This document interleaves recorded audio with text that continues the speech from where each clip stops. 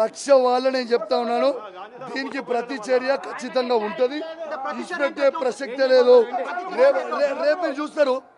రేపు ప్రతి చర్య ఎట్లుంటుంది అనేది రేపు చూస్తారు మీరు. చూద్దాం రేపు చూద్దాం. రేపు సంగతి ఏందో, లా అండ్ ఆర్డర్ ఇవాళ వీళ్ళు ఎట్లయితే మెయింటైన్ చేసారో రేపు దీని సంగతి ఏందో, రేపు దీని సంగతి ఏందో, దీని కథ ఏందో, దీని కార్ఖాన ఏందో చూస్తా. ఖచ్చితంగా తెలంగాణ భవన్లో ఇప్పుడు వచ్చి ప్రెస్ మీట్ పెడతా. దీని సంగతి ఏందో చూస్తా. ఇచ్చిపెట్టే ప్రసక్తే లేదు. బీఆర్ఎస్ పార్టీ కార్యకర్తలు అందరినీ నేను కోరుతా ఉన్నాను. ఇవాళ నన్ను హత్య చేసే ప్రయత్నం చేసింది.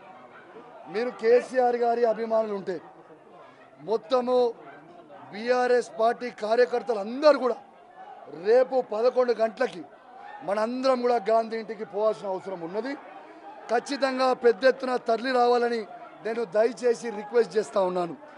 ఎందుకంటే రేపు ఎట్లుంటుందో, రేపు ఏముంటుందో అనేది కూడా నేను కూడా చూస్తా. దీని సంగతి ఏందో చూస్తా. మీరేదో దాడి చేస్తే ఇక్కడ భయపడి పోలేవాడు.